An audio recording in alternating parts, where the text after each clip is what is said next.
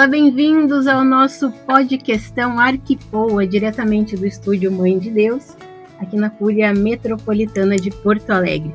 Hoje nós queremos lembrar o Dia da Mulher, comemorado internacionalmente no dia 8 de março, domingo. E claro que não poderíamos deixar de tratar sobre um tema de extrema importância, que certamente nos entristece, que são os altos índices de feminicídio e agressões contra mulheres. São frequentes os casos que nós podemos acompanhar pelas mídias e que nos fazem constatar que nos últimos anos os casos de feminicídio e agressões contra mulheres têm crescido muito no Brasil, e pesquisas recentes mostram que no Rio Grande do Sul esses índices são grandes, se não o estado com maior número de agressões e feminicídios.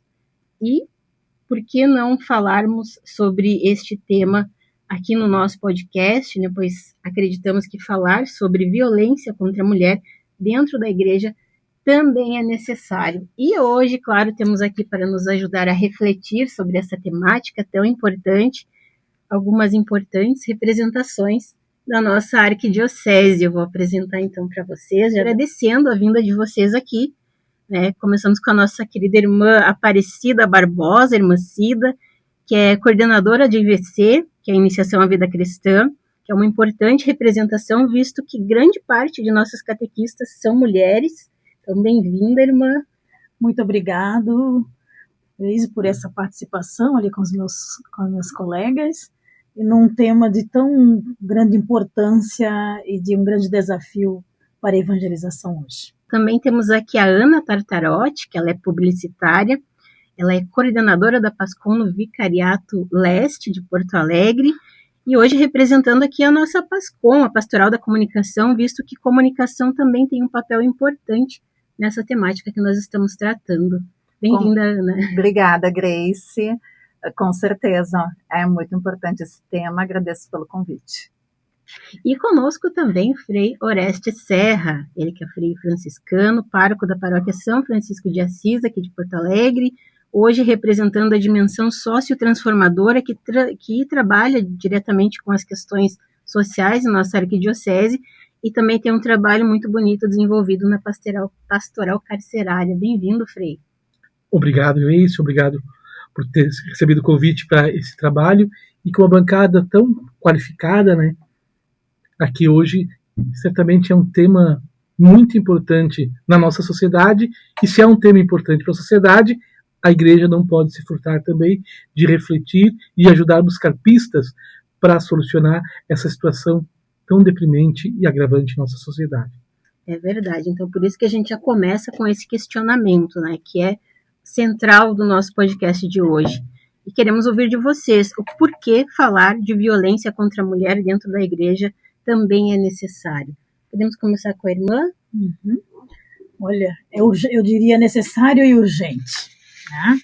Eu penso que o nosso podcastão, como é o nome que você deu, interessante, se caracteriza hoje como um eco em favor da vida e da dignidade das mulheres, que nesses últimos anos tem sido uma ferida, né, escancarada na sociedade, e que tem a nos dizer como igreja no nosso posicionamento de anúncio de Jesus Cristo.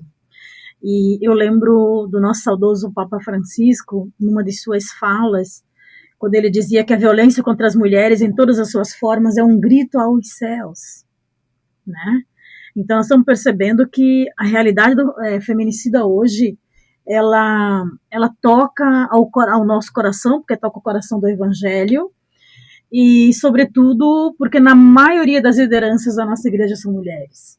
Exato. Eu tenho dito para as catequistas a importância de uma catequese da proximidade, porque é na proximidade que você vai perceber esses desajustes que acontece de atentado contra a vida.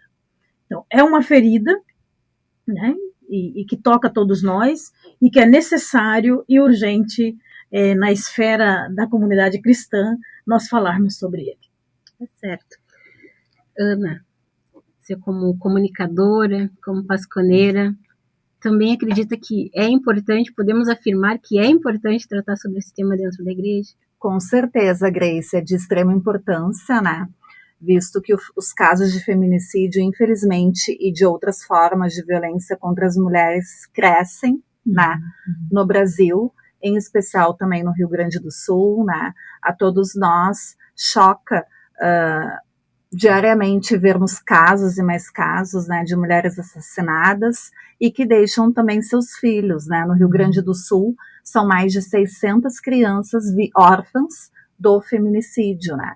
Então é uma realidade que não atinge só a nós mulheres, né? Não atinge só a sociedade, mas também faz muitas vítimas inocentes, né? Crianças que acabam ficando sem a mãe, muitas vezes sem o pai também, porque o pai ou é preso ou acaba, né, se matando, enfim, e é um problema social muito grande. A igreja, claro, tem que estar atenta a isso também, por termos a maioria das lideranças mulheres, mas também por uma questão humanitária, por uma questão cristã, já que Jesus foi um grande defensor das mulheres, né? Se a gente for pegar a história da igreja e olhar, Nossa Senhora poderia ter sido vítima de um feminicídio, né? Porque ela foi uma mãe solteira naquela época, né? Se não fosse São José acolher Nossa Senhora, né, diante da lei, ela poderia ter sido apedrejada. Sim. Ou seja, ela poderia ter sido uma vítima de feminicídio, né? Então, quanto medo ela sentiu se não fosse a atitude de São José, né, por revelação de Deus, acolher a Maria e a Jesus, né?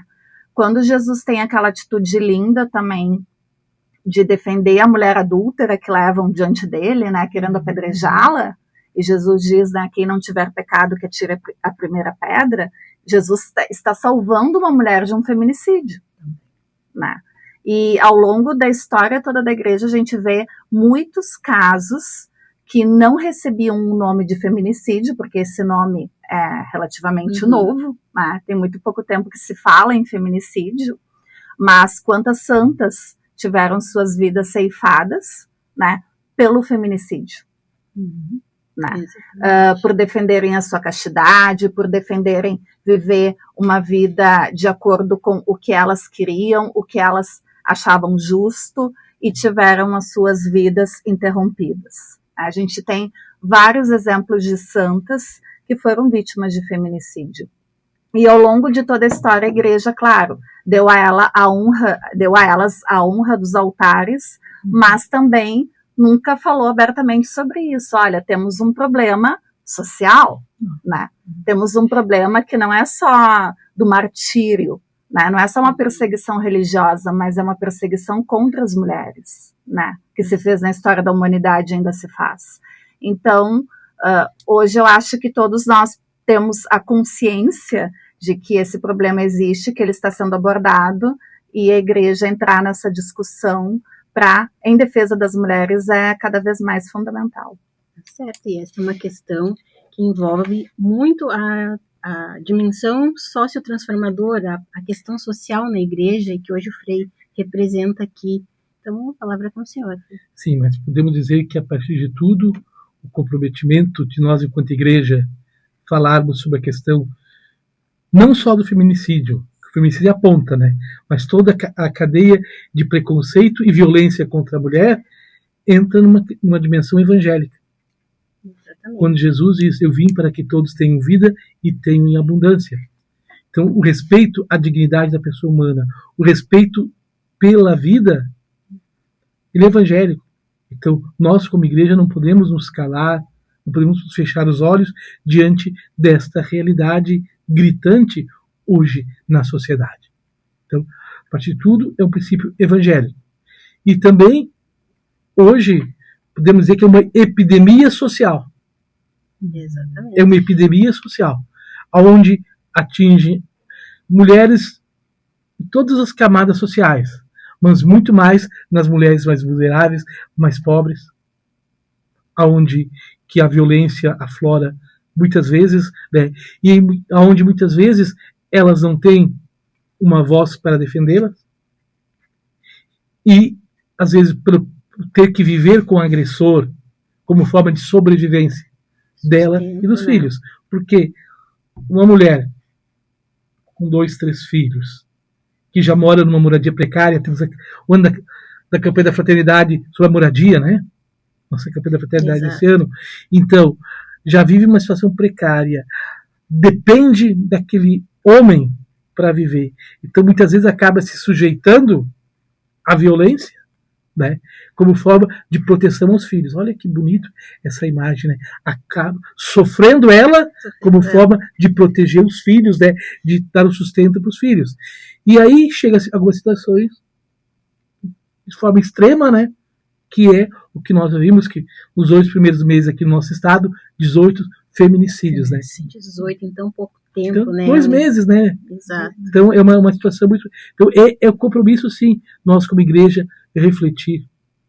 É o nosso compromisso como igreja orientar as mulheres a denunciar. E quando a gente fala e orientar as mulheres a denunciar, a se proteger, não é que a igreja está agora querendo destruir as famílias. Isso é importante, porque às vezes, mas agora vai dizer para a mulher contra o marido, né, contra o pai, contra o filho, que acontece no meio. Não, é o defender a vida e o respeito, acima de tudo, à pessoa humana, que também é imagem e semelhança de Deus. Tá certo, Frei. E é isso que seria até a minha próxima pergunta em relação às raízes deste problema, né? Que a gente sabe que existem tantas leis, tantas campanhas, mas o que faltaria para haver uma conscientização e talvez entender a raiz desse problema, de onde ele pode começar a surgir. Então, ele é apenas uma questão social, ela também é cultural e espiritual, né? A irmã pode nos responder. Eu penso que é um misto, né? Porque, na verdade, nós estamos com uma sociedade doente. E essa sociedade doente, ela vem gerando vários tipos de violências, né? Inclusive até verbal, né? Não é só a violência de destruir a vida, mas também a linguagem, né? Então, por estarmos numa sociedade doente e uma sociedade que tem esquecido um pouco do Criador, porque se nós formos olhar as nossas comunidades, com a pandemia deu uma esfriada, a questão de fé, eu sempre digo que a fé ela é sempre uma fé que interage, né? Uma fé conectada com a realidade, né?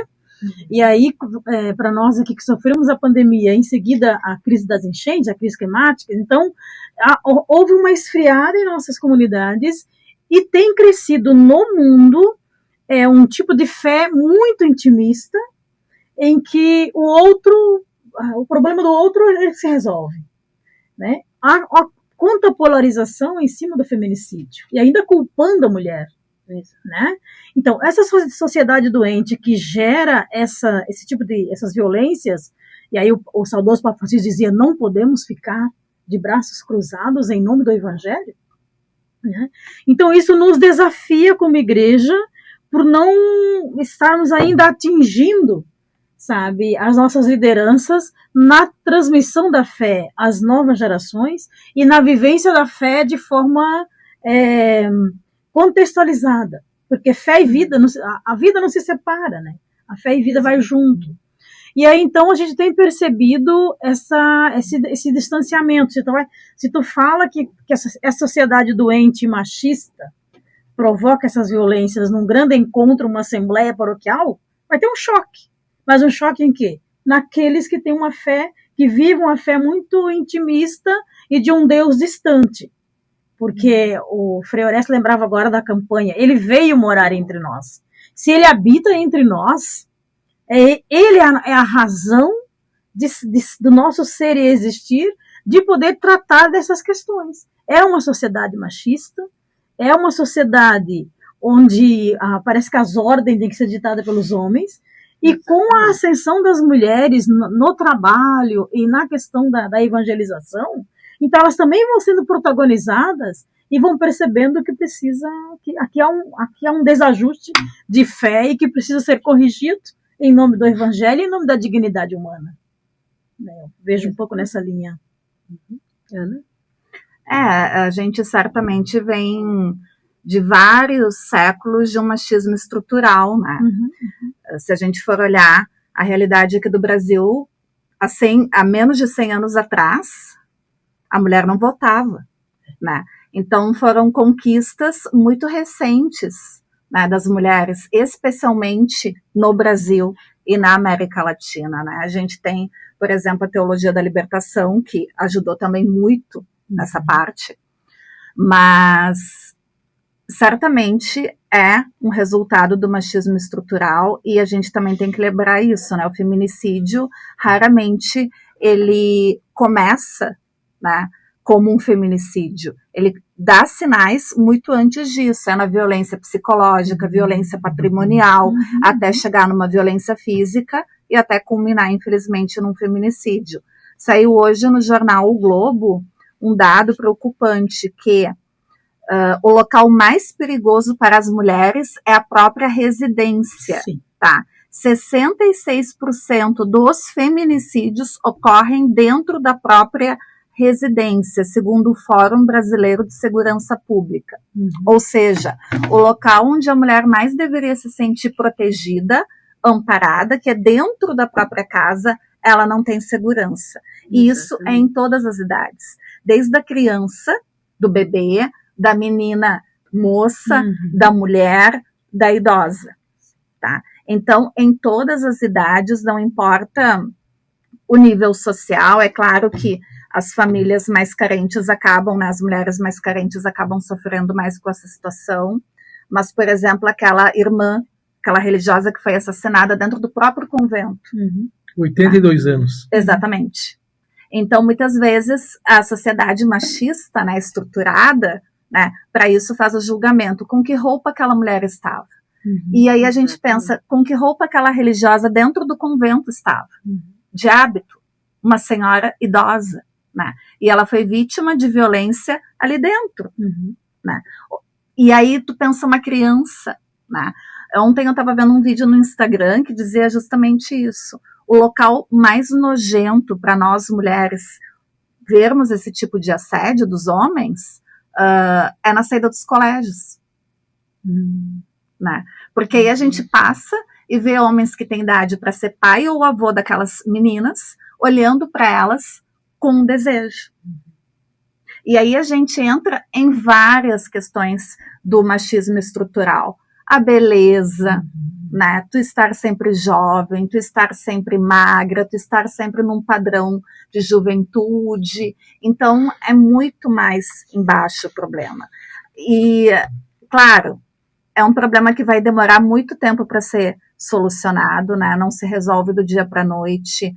A gente está plantando para as próximas gerações colherem, né? Eu acho que a gente vai ver um pouco da colheita, mas a colheita completa vai ser só para as próximas gerações, mas é preciso uma reeducação, né, dos homens, uma conscientização dos homens e uma educação muito forte das crianças, né, de que homens estaremos criando para as próximas gerações. E isso também passa pela igreja, porque esse problema também deve ser abordado nas catequeses, né, de primeira comunhão, de crisma.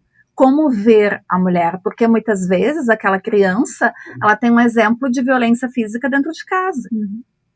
Né? Então, se a igreja não abordar este tema no IVC, que formação aquela criança vai ter? Talvez a única chance daquela criança ter alguma formação sobre isso seja no IVC, seja numa catequese de primeira comunhão e crisma.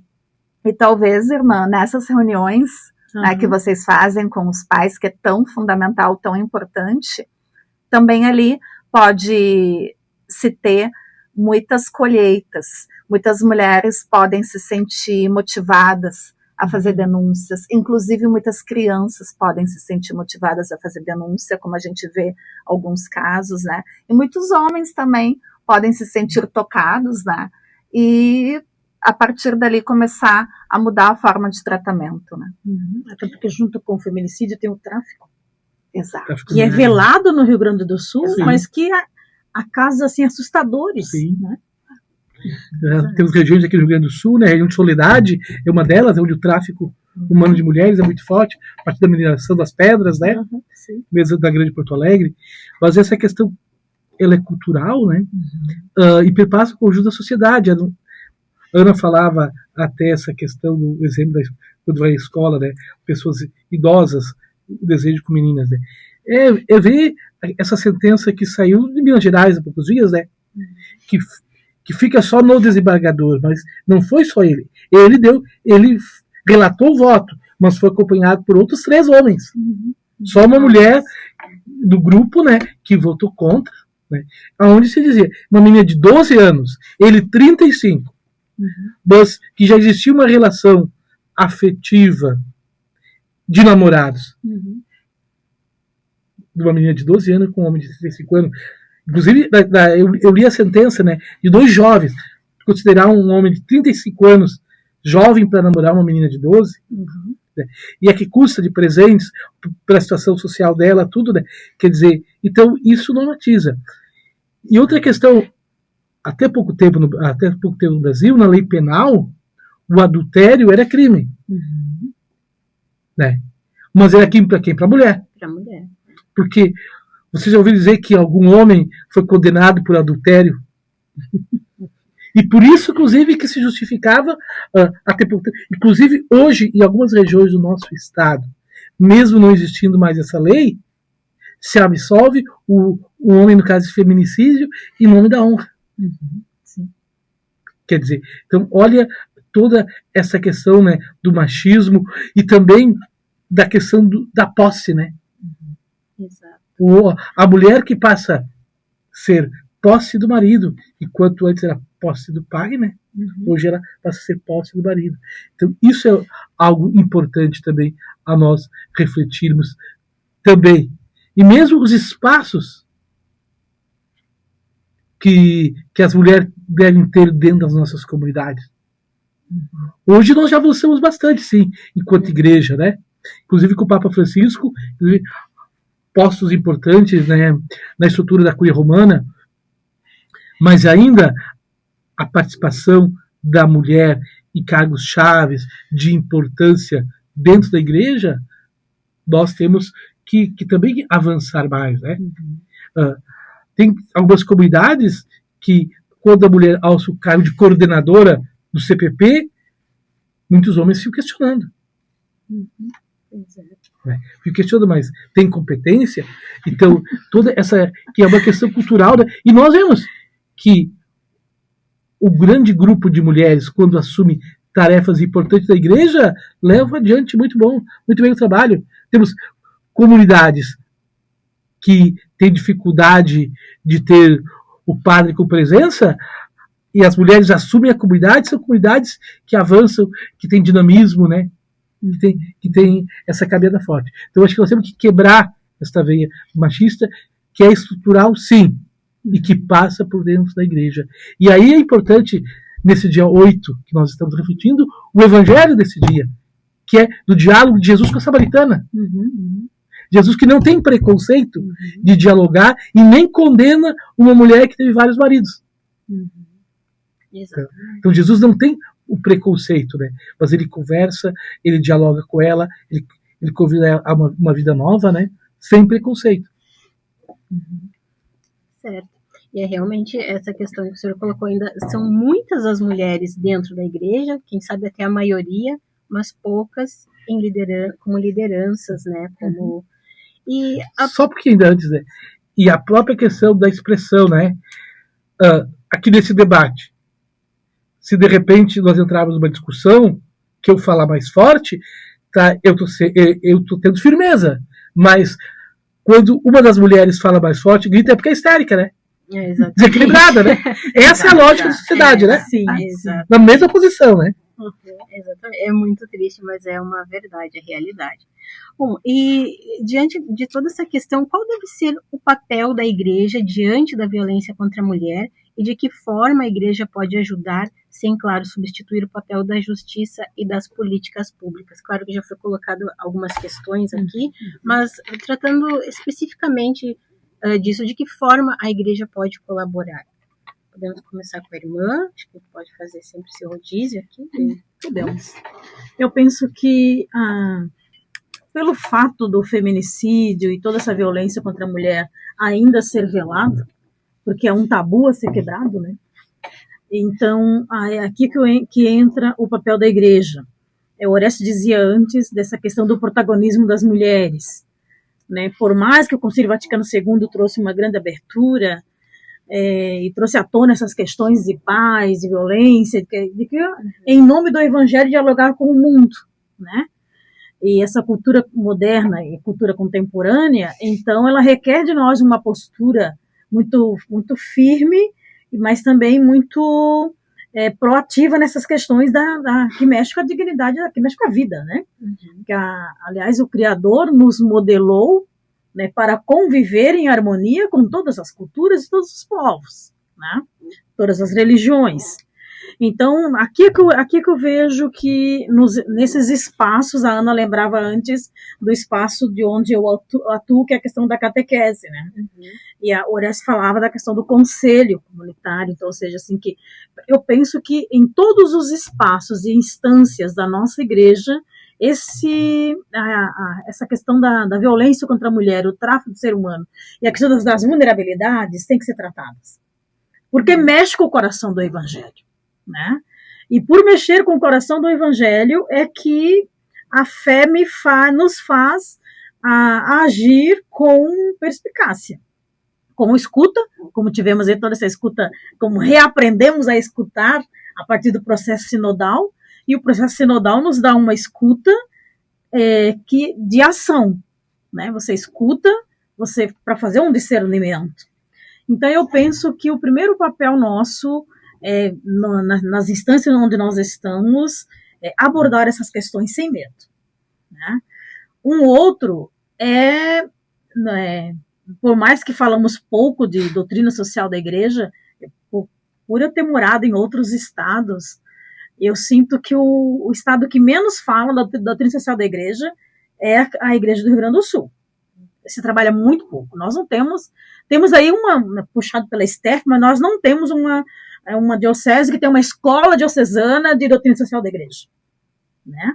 E aqui já está um pouquinho a falha, porque daí fica uma fé muito a partir das homilias, que horas são boas, mas horas até desdiz a questão da dignidade humana que está ali na palavra, né? E com isso a gente perde força, porque quando nós vamos tratar dessas questões, somos taxadas de politiqueiros. Estamos falando de política, a igreja não pode misturar com política. E, na verdade, o segundo passo, após abordar com essas instâncias, é o nosso papel na sociedade. É reivindicar políticas públicas, né? Porque cada estado, cada prefeitura tem a Secretaria da Mulher. Pergunta se funciona como devia funcionar, né? Então, para mim, eu vejo que aí sim essa extensão, essa vivência de uma fé social e de uma fé que catequese renovada, né, desde 1983, nos abordava para essa dimensão de que a transmissão da fé, ela precisa mexer com a vida, né? E levar a um posicionamento de um anúncio e de uma denúncia. Então, aqui é que eu vejo que, além dessa dimensão da formação e informação, a nossa presença pública. A igreja na sociedade, ela requer uma postura pública de um posicionamento mais claro, mais aberto. Mesmo que venha a polarização, porque olha a abertura da campanha da fraternidade, numa das falas do nosso cardeal, ele dizia que motivava e incentivava as paróquias, né, a construírem casas. E aí, olha o que tem de comentário contra o cardeal, porque ele disse que quem tem que fazer casa, quem tem que construir moradias é a sociedade, não a igreja. Então, quer dizer, de novo esse desequilíbrio, porque nós estamos vivendo uma sociedade doente espiritualmente, né, que não consegue enxergar para além. E aí eu fico até me perguntando, e tenho retomado muito São Paulo, porque Coríntios deu muito trabalho para Paulo, as outras cidades também, mas Corinto foi já visto que ele escreveu 2 cartas, né? E em Corinto ele precisou dizer, olha, vocês cuidem com o tipo de celebração que vocês estão fazendo, que estão comungando sua própria condenação. Então, cada Eucaristia que eu participo, eu reflito um pouco sobre isso. Porque se ela não me levar para um posicionamento público condizente com o que eu celebrei, é um desequilíbrio, né? Então, eu penso que nós temos aí um caminho muito árduo e necessário e urgente. Como lembrava o saudoso Papa Francisco, não dá para cruzar os braços, né? Jesus se encarnou, o Pai o quis, assim o quis, que Jesus se encarnasse no seio de uma mulher, para ser mais próximo do humano e ao mesmo tempo, né, para divinizar o humano, humanizar o divino. E aí, então, a Ana já lembrava da questão de Maria, e Maria foi uma protagonista no seu tempo, e depois, as mulheres da ressurreição outras. Então, eu penso que a partir da palavra mesmo, né, com exemplos que nós temos, vários exemplos do jeito como Jesus evangelizou, da proximidade, é nos aproximar a partir da palavra e não permitir que a palavra seja abafada. Exatamente. Eu acho que é bem isso que a irmã Cida falou. A igreja ela tem que adotar um posicionamento mais enérgico, né, em algumas questões, e uma delas é essa questão da violência contra as mulheres, né, até para dizer que a nossa igreja é uma igreja que respeita a dignidade humana, que respeita o ser humano como um todo, né. Infelizmente a gente vê pessoas de dentro da igreja com essas polarizações, ideologias e tudo, ditando normas, inclusive, de como as mulheres devem se comportar, como as mulheres devem se vestir, né, como as mulheres devem falar, a mulher tem que ser mais doce, mais, né, feminina. E aí a gente pode ficar se perguntando, será que isso também não é um tipo de violência? Será que isso também não é um tipo de domínio? Né? Porque isso, muitas, em épocas atrás, eram de outras denominações religiosas, né, que tinham esse discurso. Hoje esse discurso está dentro da Igreja Católica, então sempre nos perguntar o porquê disso. Né? O porquê. Se a Igreja Católica assume um posicionamento mais firme diante dessa questão, ela também vai bater de frente contra isso. Mas é necessário, é importante que a gente tenha coragem. Jesus não se acovardou há 2000 anos atrás. Jesus teve coragem, né? A vida requer da gente essa coragem. Deus pede a nós essa coragem de enfrentar, de muitas vezes comprar a briga, mas pela salvação dos nossos irmãos. Não só a salvação da vida, né? Do corpo, da vida em abundância, mas também a salvação como um todo, a salvação da fé, né? Porque, como a irmã falou, a gente não pode separar a nossa vida da nossa fé. Eu penso que, em primeiro lugar, nós temos que resgatar a defesa da família. Sim. Mas como família? Família enquanto espaço de convivência sadia, de diálogo, de respeito, de amor. Acho que porque muitas vezes está, como a Ana falou, né, a questão da família está da posse de uns sobre os outros, né, que muitos defendem. Não, a família enquanto esse espaço, falando a nossa linguagem hoje da igreja, que também seja um espaço de sinodalidade, de diálogo, de respeito, das convivências com o diferente na família. E também respeitarmos os diversos tipos de famílias.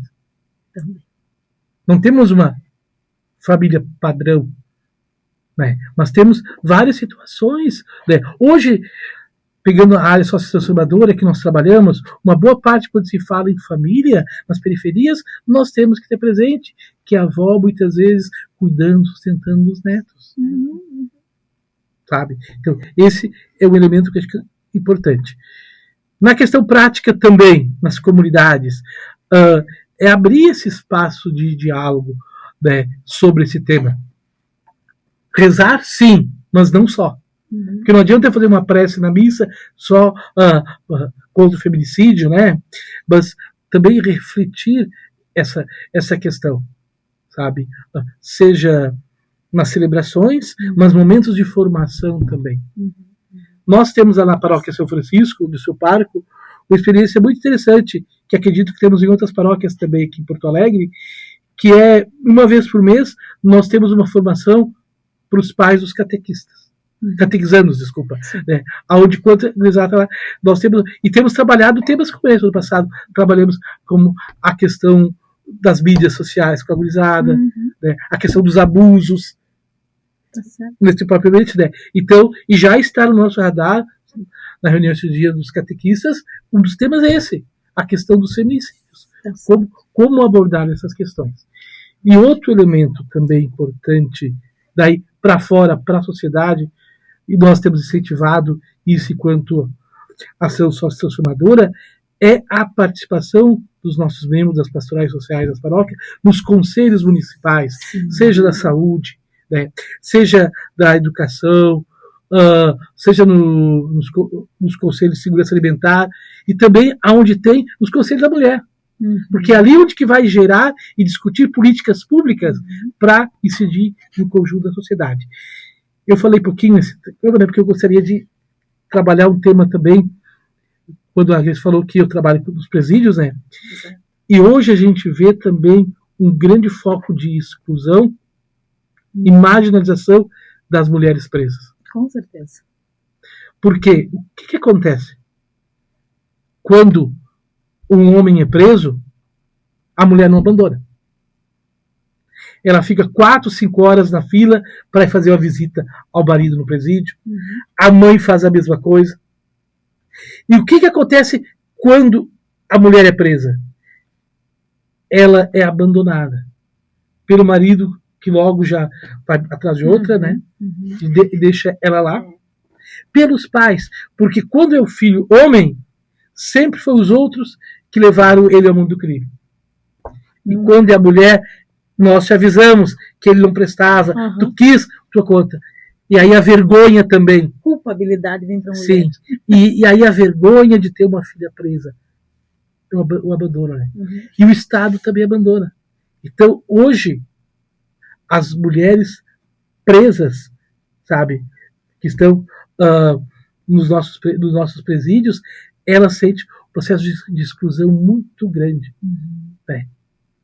De não ter o material de higiene básico para si, porque não tem quem leve, né? O Estado não fornece. Então também é uma área de exclusão. E muitas delas entraram no mundo do crime incentivado pelos maridos, pelos companheiros, pelos namorados, né? Que entraram naquele mundo e foram abandonadas, né?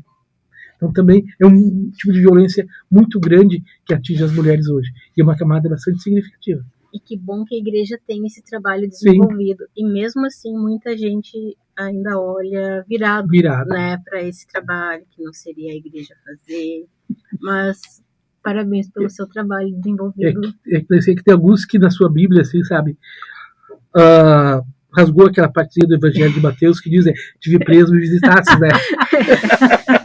E que é a palavra básica né, nesse mundo.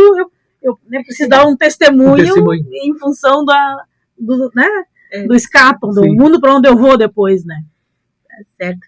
Eu quero dizer para vocês que aqui nos nossos bastidores, além do meu querido colega Nelson, que está ali na parte técnica, tem também o nosso bispo auxiliar, Dom Juarez Albino Destro, ele que é bispo referencial para comunicação, e ele quer fazer uma pergunta. Temos ali.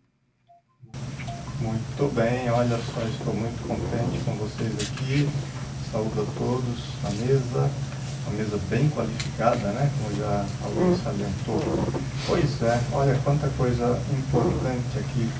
Me lembra alguns ditos populares, né? Por exemplo, justiça tarda, mas não falha. Às vezes falha, né? E falha bastante. Briga de marido e mulher, não se mete a colher. Olha só que jargão que a sociedade produziu. Uma sociedade onde tudo é integral, nós temos que nos preocupar sim com briga de marido e mulher, né? Cada um para si e Deus para todos. A gente escuta hoje ainda isso, que absurdo, né? Devia ser um por todos e todos por um, né? A Fratelli Tutti veio ensinar isso para nós. Então a educação, como vocês falaram, né? Catequese, a longo prazo, tende a mudar tudo isso.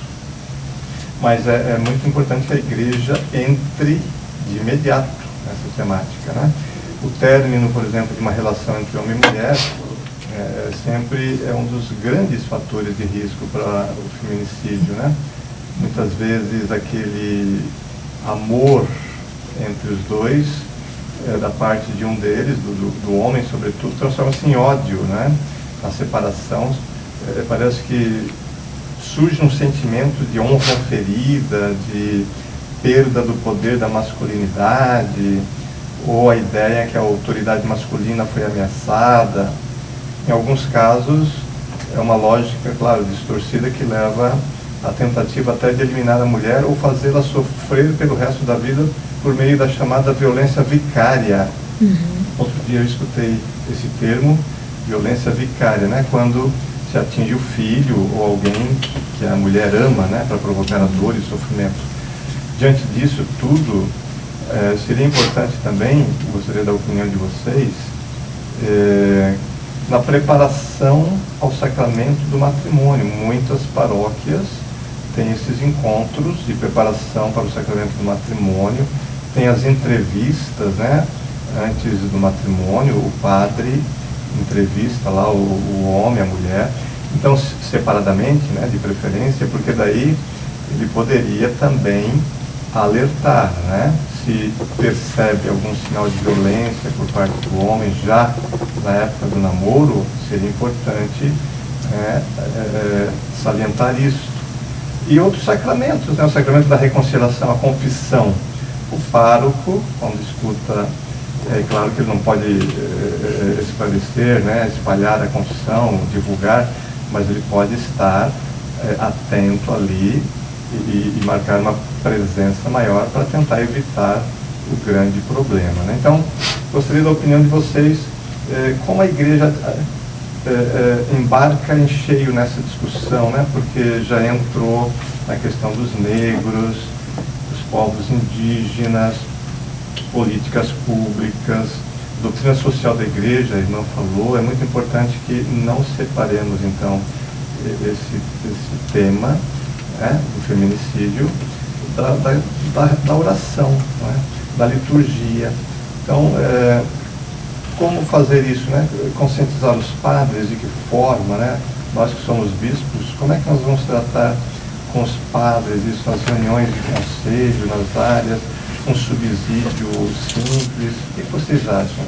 Sugestões para nós aqui, pelo menos aqui na Arquidiocese de Porto Alegre. Um abraço a vocês. Obrigado. Eu vejo que um dos pontos principais é esse, é a conversão nossa dos párocos, do clero, né, dos religiosos, das religiosas, de que essa questão é uma questão nossa também. Não é só uma questão do casal lá, né? Bem lembrava do Juarez, briga de marido e mulher, ninguém mete a colher. Não, a igreja, onde a vida está ameaçada, a vida não está sendo vivida integralmente, todos nós temos esse compromisso ético de envolvimento, né? Então, ver que isso é uma questão que diz respeito a nós, que ele é evangélico também, né? Então, nós trabalharmos.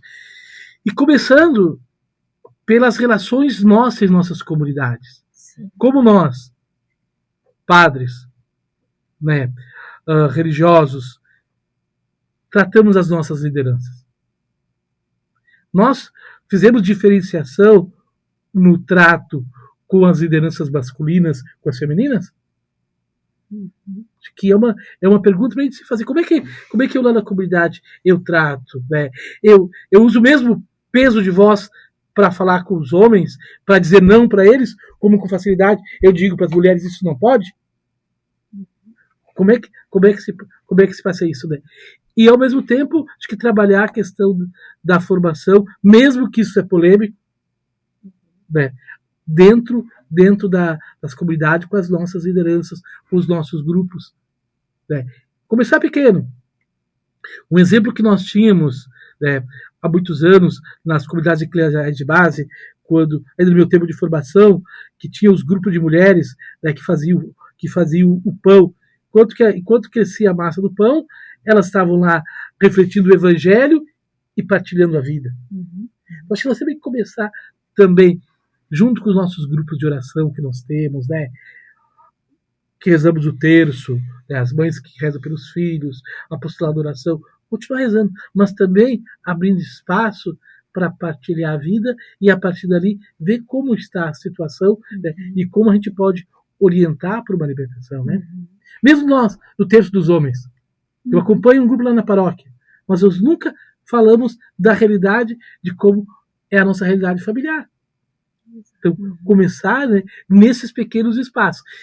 E também, Dom Juarez, penso agora no Dia da Mulher, né, pode ser que aconteça que a igreja, enquanto hierarquia, a nossa CNBB, deveria fazer um pronunciamento, né, não só de felicitação pelo dia 8, mas também trazendo presente toda essa chaga social grande que vivemos hoje, que é a questão do feminicídio, que é a questão do risco de vida que as nossas mulheres correm. Uhum. Eu acho que não seria nem o caso de felicitação, Frei, seria o caso de posicionamento, né? Porque a melhor felicitação para nós mulheres esse ano seria o posicionamento claro de dizer estou ao teu lado, né? Diante do caos, né, que estamos vivendo. A gente nunca viveu uma época de tanto medo. Eu, pelo menos, que estou com quase 40 anos, aí, sem querer revelar minha idade, mas eu não me lembro de uma época onde eu vivia tão insegura com relação à violência contra a mulher como hoje. E eu acho que sim, Dom Juarez, é fundamental um posicionamento da igreja, como o Frei falou, primeiro conscientizando, né, os padres de que Deus nos fez com igual dignidade, tanto os homens quanto as mulheres. A gente sabe que cada pessoa é única, né? Infelizmente também tem pessoas que foram criadas de uma maneira mais machista, já que é estrutural, né? É um problema da sociedade, isso é uma chaga social, e é preciso ter uma reeducação dos nossos sacerdotes para essas abordagens, né? Não só na preparação ao matrimônio, mas, como a irmã Cida falou, em todas as áreas da igreja, né? O que eu acho que seria de suma importância? Nesse dia 8, né, ter uma orientação a nível de arquidiocese para os padres abordarem esse tema na homilia, né? Justamente porque vai ser também esse evangelho que vem de encontro, né, com esse tema tão importante. Então, ter essa abordagem, né, sobre a violência contra a mulher, que culmina muitas vezes no feminicídio. Porque nem sempre, na preparação para o matrimônio, o pároco vai conseguir observar esse cenário, né? A gente vê assim, muitos relatos de mulheres de que dizem que antes do casamento era tudo as mil maravilhas, que mudou depois que casou, né? Ou seja, a pessoa sempre foi assim, mas escondeu que era um agressor, né? Mas se o padre disser, por exemplo, para a mulher, olha só, tu vai casar com ele e tudo, no primeiro momento que tu te sentir violentada de qualquer forma, tanto psicologicamente, financeiramente, etc., tu tem que dar um basta nessa violência para não chegar a uma violência maior, né? Tu tem que denunciar, tu tem que interromper esse ciclo de violência. Eu acho que isso também seria muito importante, fazer esse alerta, né? Porque se a gente se submete, acaba aceitando a violência, isso é até um pecado, porque a gente não está tendo uma vida em abundância. A gente não está, né, sendo a imagem e semelhança de Deus. A gente está aceitando uma violência que vai nos deixar tristes, deprimidas, ansiosas, que vai acarretar prejuízos para a nossa vida, tanto física quanto espiritual. Tá? Então, é algo que não nos fará bem. Então, se os padres tiverem essa sensibilidade de orientar, olha, se ele não está apresentando um sinal de violência agora e apresentar depois, a qualquer pequeno sinal, reflete, procura ajuda, rompe o ciclo da violência, né? A gente viu recentemente na mídia, eu acho que uma médica, né, que casou com um cantor, e ela disse que antes do casamento era tudo as mil maravilhas, e a partir do casamento, já na lua de mel, ele começou a se tornar agressivo, a bater nela, a apresentar um comportamento indevido. E ela foi postergando, né, a denúncia. Ela escondia da família porque ela tinha vergonha da mãe. E aí também entra a questão da vergonha, né? Sim. A mulher fica com vergonha de falar muitas vezes para a própria família que ela está sendo vítima de violência. Né? Então, precisa a mulher ter essa noção de que não é uma vergonha, de que quem tem que ter vergonha é o homem que está agredindo, de que ela tem que romper esse ciclo, porque o ciclo só vai escalar, ele não vai parar. O agressor, ele não deixa de ser agressor. Muito obrigada, Dom Juarez, pela sua pela sua entrada ali conosco, sua pergunta. Sempre um coração de pastor, né? Um bispo muito próximo do povo, e isso faz com que a gente se anima em trabalhar cada vez mais com empenho e paixão por essa missão. Eu digo que um primeiro passo, já confirmando ali, concorda com o que o Orestes já disse, e a Ana também, mas eu diria que a estatística precisa, nós nos assustamos quando tem estatísticas, né? Então eu penso que esses dados mundiais do feminicídio, tanto em nível mundial, depois Brasil, ou seja, América Latina, Brasil, e chegar para o nosso estado, Rio Grande do Sul, ele precisa ser socializado. Então eu penso que foi no conselho, nas instâncias que nós temos, né, desde o conselho paroquial e as instâncias ali formativas com as nossas lideranças, como você já vem fazendo, parabéns, Orestes, acho que tornar esses dados conhecidos. Depois, como nós somos líderes, então fazer com que as lideranças olhem em nós e vejam um testemunho credível. Aqui há diálogo, aqui eu posso falar. Então, nós, em primeiro lugar, como essa igreja mãe e próxima, dizer às nossas lideranças que nós estamos com eles e que esses temas tabus têm que ser trabalhados com muita tranquilidade. Então, na medida que a gente se coloca nessa posição, aí nós vamos encontrar muitos relatos que, de fato, o feminicídio passa pelas relações, como o Orestes mesmo lembrou, e aí, então, claro, aí sim, concordo com a Ana e o Orestes que não precisamos de reconhecimento no sentido de celebrar o Dia da Mulher com honras, mas de celebrar o Dia da Mulher com anúncio e denúncia. Por exemplo, hoje o artigo do arcebispo de Belo Horizonte, eu gostei, ele começa dizendo que, diante das alarmantes estatísticas do feminicídio e outras violências contra as mulheres no Brasil, é preciso ecoar sempre mais as vozes que buscam superar essa vergonhosa realidade. Sair da boca do arcebispo de Belo Horizonte essa palavra vergonhosa, sabe? Uhum. Quem lê esse artigo diz, opa, a igreja está com a gente. Nós somos igreja. Então eu penso que o sínodo sobre a sinodalidade e as novas diretrizes da CNBB, que provavelmente serão agora aprovadas, virão para nós mostrando um pouquinho que nós estamos num contexto contemporâneo, numa polarização religiosa, que não dá para ignorar e separar o evangelho da vida. E concretamente na realidade da violência contra as mulheres, que é a questão do feminicídio, mas também do tráfico de seres humanos, que ainda somos tímidos nesse tema. Então eu penso que os conselhos de pastorais, os encontros formativos com as diversas lideranças, eu vou me empenhar, já falei isso para a coordenação, de que os catequistas precisam levar um choque, sabe, assim, não digo um choque, mas assim, um convite, quase que uma conclamação, para encarar essa realidade com muita naturalidade, entende? Porque senão tu fica anunciando um Jesus muito distante da realidade da criança, do adolescente e das famílias. Exato. E esses números, irmã, é claro que é importante, né? É fundamental, concordo plenamente contigo, de mostrar os números, mas esses números ainda não são reais, porque a violência é muito maior do que os números que constam ali nas estatísticas dos casos subnotificados. Uhum. Né? Tanto é que a maioria dos casos de feminicídio não tinha nenhuma vez tido pedido de medida protetiva, né? Que era escondido, que daí estourou, né? E não foi naquela hora. Daí a família começa a dizer, pois há tempo, ela sofreu abuso, era isso, aquilo, né?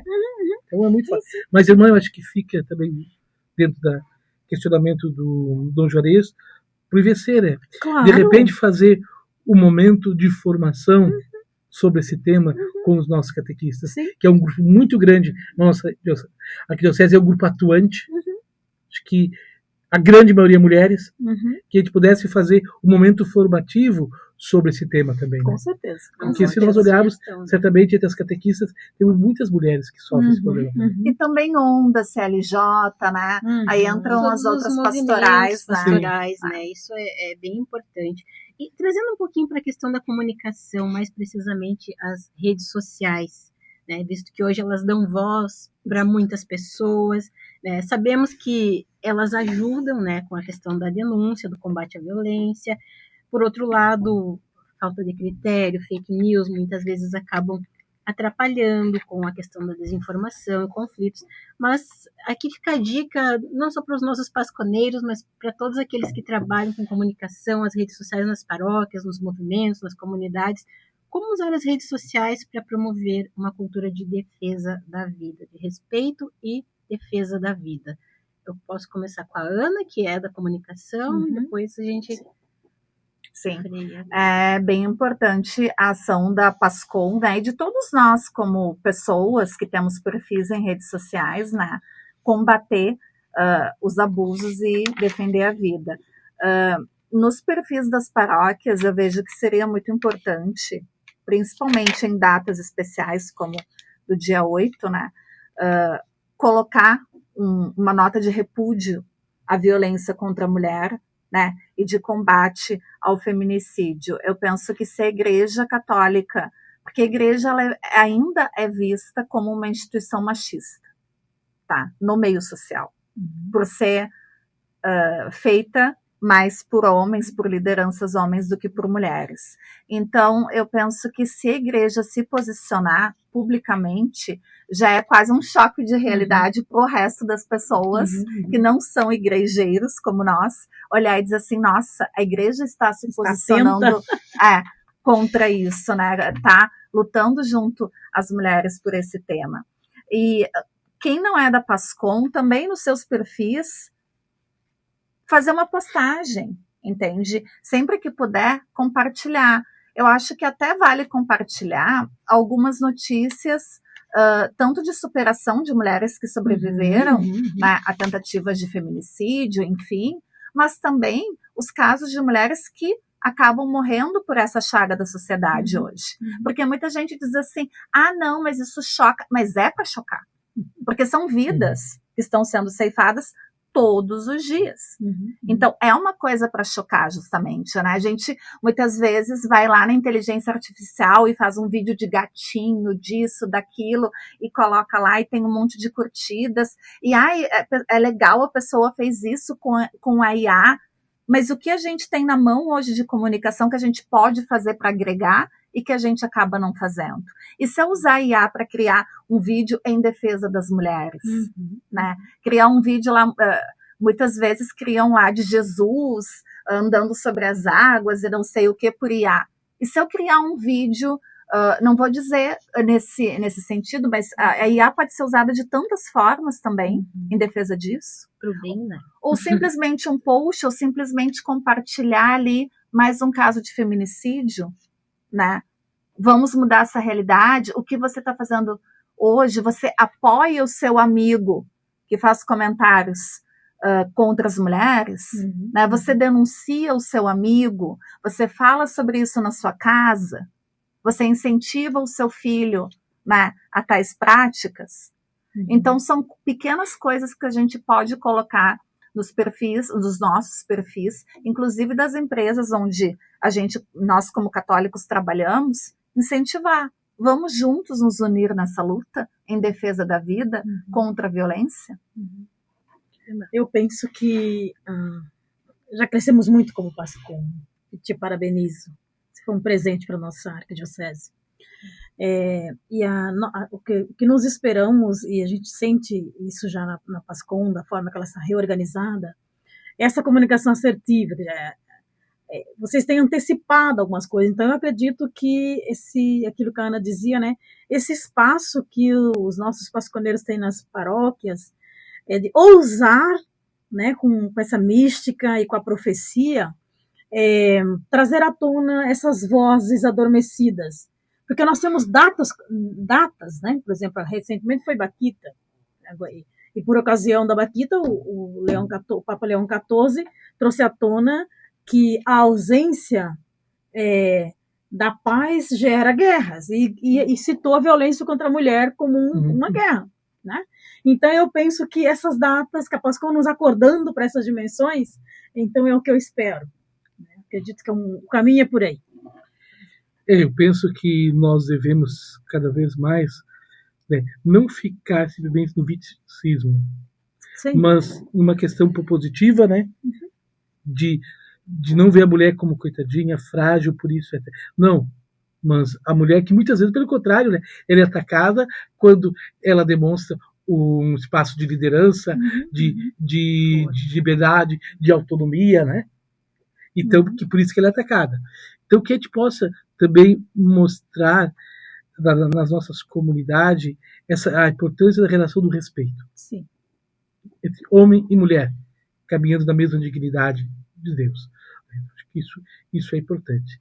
Também nas nossas redes pessoais, evitar vídeos TikTok de violência. Com certeza. E de ridicularização. Né? Que às vezes ele sublima uma realidade, né? Então acho que isso até legitima.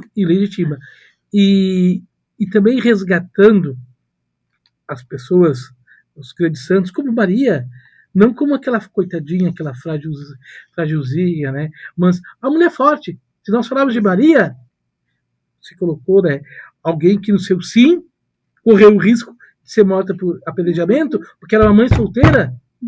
Né?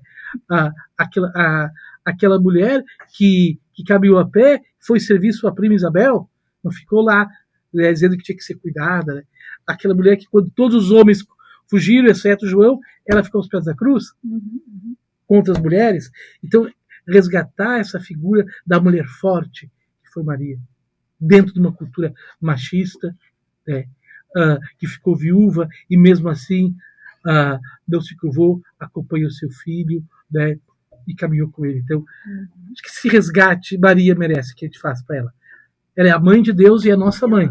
E é uma mãe forte que nos acompanha, que nos protege, né, e merece ser resgatada enquanto mulher forte também na sociedade nesse 8 de março. Mês de maio tá aí, né? Mês das mães, mês de Maria. Fica o desafio aí para todos nós. Muito bom. Certo, gente. Que fala linda, quanta informação nesse nosso podcast, mas estamos avisando aqui que a gente já passou de 1 hora. Precisamos encerrar. O Nelson me mandando recadinhos, né? Deu? Mas para encerrar, então, uma fala rápida de cada um, uma mensagem que vocês deixariam, especialmente para aquelas mulheres que estão passando por algum tipo de violência. Podemos começar com o Frei, depois a Ana, e encerramos com a irmã. Eu queria mandar uma mensagem para os homens. Saibamos respeitar as mulheres na mesma dignidade que nós temos. E lembrando que amar não é ter posse. Quem ama, cuida. Quem ama, respeita. Quem ama, trata com diálogo. As mulheres que estão sendo vítimas de violência, né, que procurem denunciar, tem aí tantos recursos hoje de denúncia, inclusive o 180, né, que é o Disque Denúncia, ou liga para o 190, que é o da Brigada Militar, ou também quem é de igreja, procura o seu pároco, procura, né, uma igreja católica, que certamente será bem acolhida e será encaminhada para uma denúncia, para alguma ajuda, né, em alguma instância que possa socorrer essa mulher, mas que não aceite essa realidade de vida, porque Deus tem para nós coisas muito maiores, né? Ele sonha com todas nós felizes, amadas e respeitadas. Então, nós somos um sonho de Deus, né? Então, a gente não pode se submeter a uma realidade de violência. Eu diria para todas as mulheres que sofrem a violência, que não tenham medo. É uma frase bíblica, perpassa tanto o Antigo como o Novo Testamento. Não tenham medo e procure as instâncias de diálogo. Seja um protagonista desse teu ser feminino, desse teu ser mulher, criada à imagem e semelhança de Deus. E esperança. O caminho se abre, o caminho do diálogo se abre, portanto, não seja vítima e não se intimide de falar e de lutar pela sua vida. E Nossa Senhora está com a gente. Amém. Amém. Amém. Irmã Cida, Ana, Frei Orestes, eu quero agradecer de coração a vinda de vocês aqui. Muito obrigada. Foi muito importante esse podcast. Aqui o nosso podcastão Arquipoa. Já fica aqui o convite para outros momentos, quem sabe para falar sobre outros assuntos, ou até mesmo esse, a gente seguiria a tarde toda conversando sobre esse tema. Então, mais uma vez, muito obrigada. Eu quero agradecer a todos que nos acompanharam no nosso podcast. Não se esqueçam de se inscrever no canal para não perder os nossos vídeos, nossas notícias sobre nossa arquidiocese e também os próximos podcasts que vêm aí. Então, muito obrigada e até a próxima. Feliz Dia da Mulher para todas as mulheres.